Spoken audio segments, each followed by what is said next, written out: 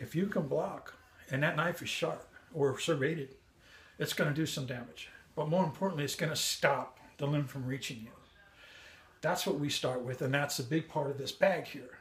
When you swing it, okay, when you swing the bag right, you stop the bag, right? When you get used to this idea, okay, it helps you understand you don't want to just cut. That limb keeps coming. That's not such a good thing, especially if there's a nice weapon on the end of this bad boy. So, what I want to show you tonight is the way that I start teaching beginning students how to deal with any kind of a strike coming at them. Because keep in mind, just because I'm using an edged weapon doesn't mean it can't be done empty-handed. The only thing you do is you change the weapon for your fist or your bone or your knuckle. And if you can't cut, you want to use impact, but you want to use impact at the right places. Now, what are the right places? Nerves, joints, muscle bellies. They hurt. It stuns you for a second. And then the other thing you want to do when you are using an edge weapon is stop the bone. And then when you continue forward, that's your cutting motion. But the cut is not primary. What is primary is stopping the bone. So then you can manipulate the arm. And anytime from where I stand, I like to get to the outside of the attacking limb. I'm not a big inside guy. I don't think that's a smart thing because you have the other side that can come right at you. Now, with that said, let's take a look at somebody slashing at you first. Okay, so that motion is going to come. We'll take a right-handed person and it's going to come to the left side of my head. So let's do it on the arm back. Something's coming this way. See, if I don't move, it's going to hit me, right? You can see in camera, right? If I move my head out, there's the end of it. So that's how you want to play. Maybe that's the end of the blade, right? So you put your head in here a little bit. So when this comes up, the first thing you're going to do is your outside empty hand bone is going to meet the forearm of the striking arm, correct? From there, you're going to block to the elbow area where the flexors are with your blade. Okay, so it comes here, right? Now, when your left hand goes up to pass, your right hand cuts the flexor. Then it assists on the overhand pass. And you get to the outside of the arm. Now we're on the outside of the opponent's right arm. You arm check and cut the top of their flexors of their weapon hand. It doesn't matter if they dropped the knife or they didn't drop the knife. That's irrelevant at this point. You have done damage at the elbow flexor on the inside, and at the forearm flexor near the elbow on the outside. Okay, you could also hit the top of the weapon hand. You could also cut the weapon hand.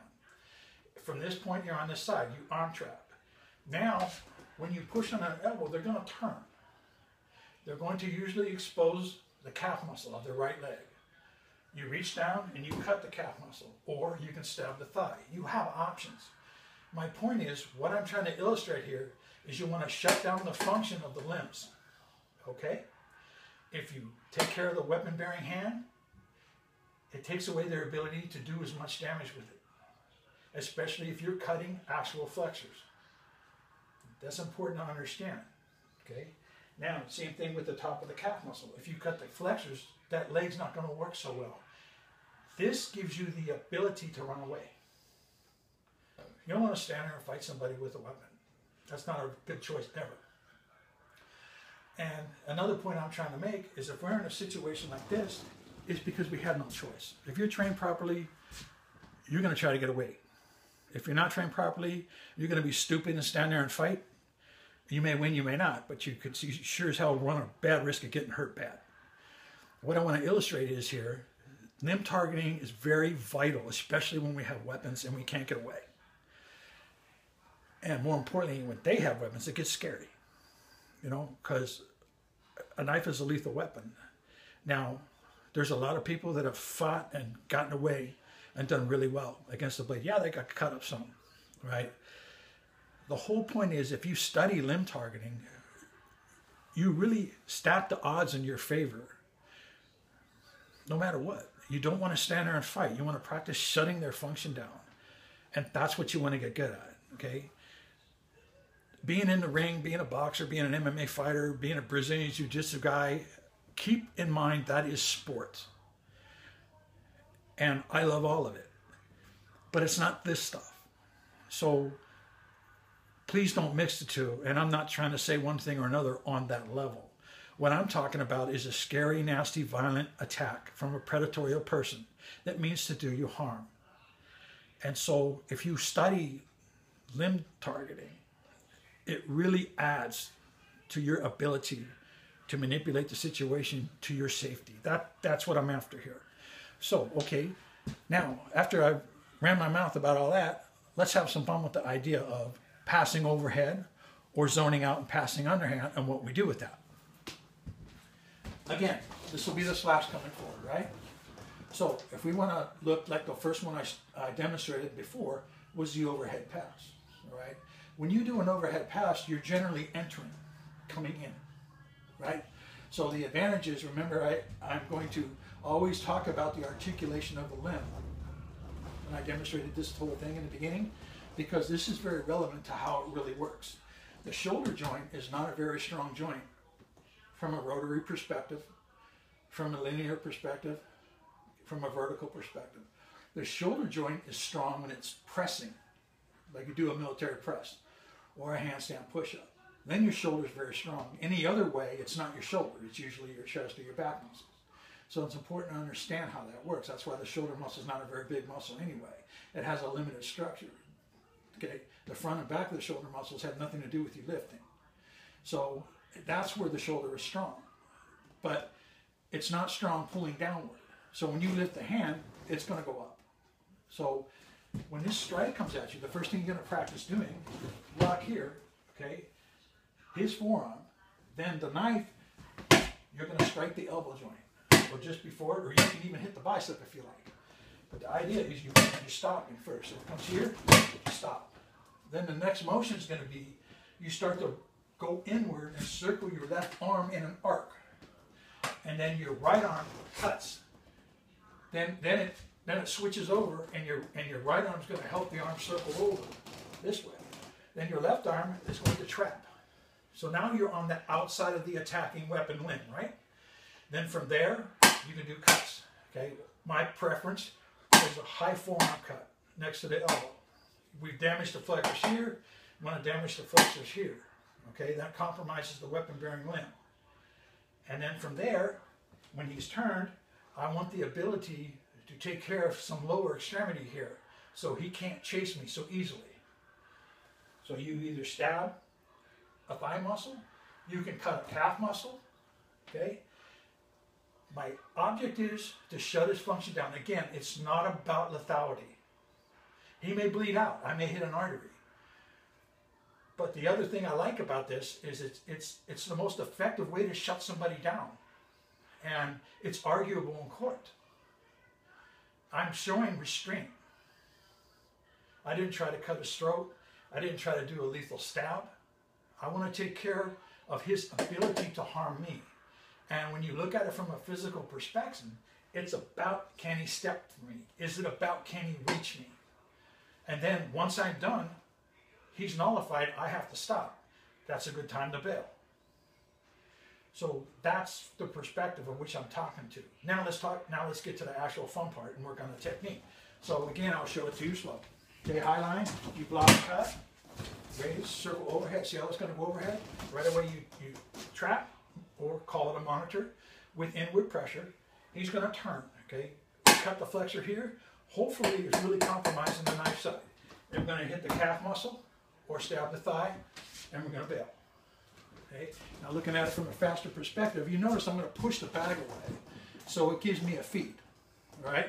So when you push, okay, see how fast I was able to get around there?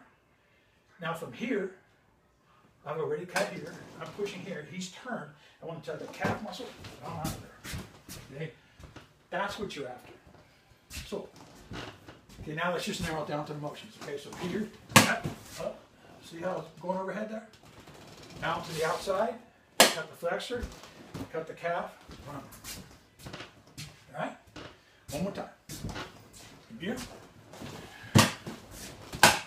There. Okay, now done at full speed. All right? One more time.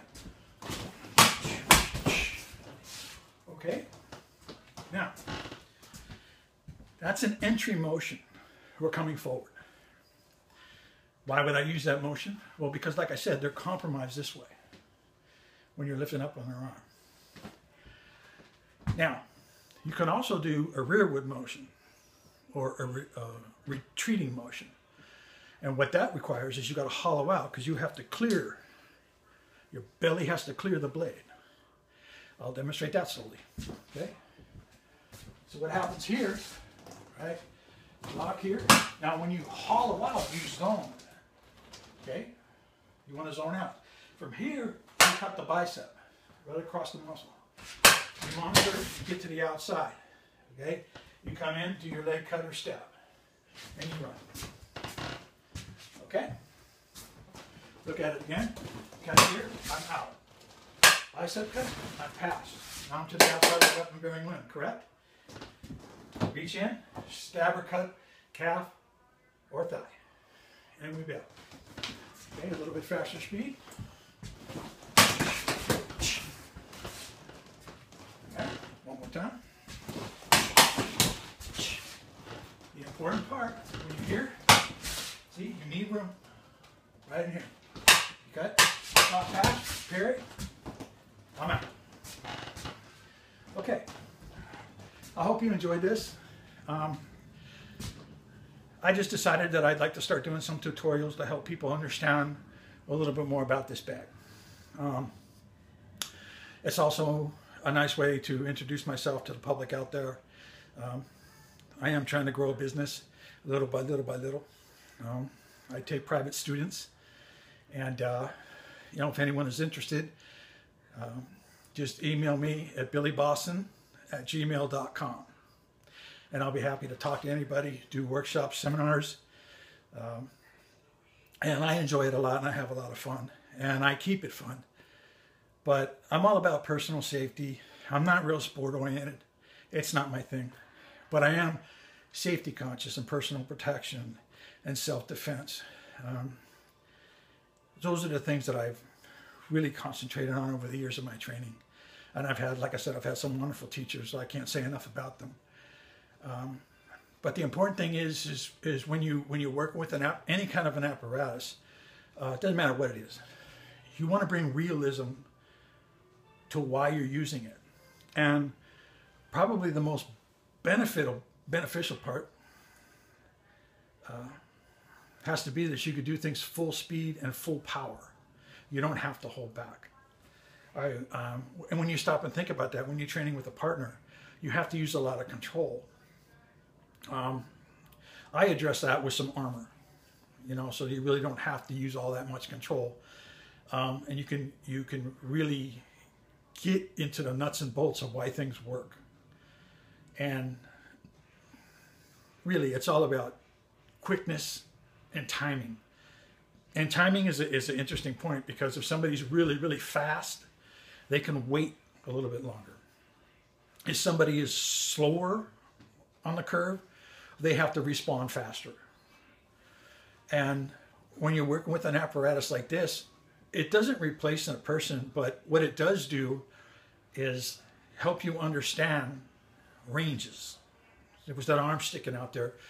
And I mean, if you come too close, you feel that pipe right there, or you feel it going to cut your neck, or sometimes if you just think you're going to pass and cut and then it still smacks you in the head, that's because you didn't stop it. So these things are real beneficial when you're working with apparatuses like this. And, you know, like I said, I can't say enough about training with the right kind of equipment, because it's imperative to be able to do things full speed, full power, and not having the apparatus keep your balance. If you ever hit a heavy bag, you see guys hitting a heavy bag all the time, the bag's actually holding them up. If you use the bag like a pendulum and you strike it at the right times, the bag's not holding you up. That's the same way you do a focus ball, double end bag, this apparatus, any kind of a bungee apparatus. You have to keep your own balance, and that's one of the things missing in tutorial information when you're using apparatuses.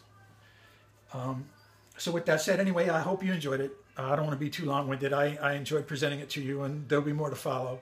Anyway, have a good night.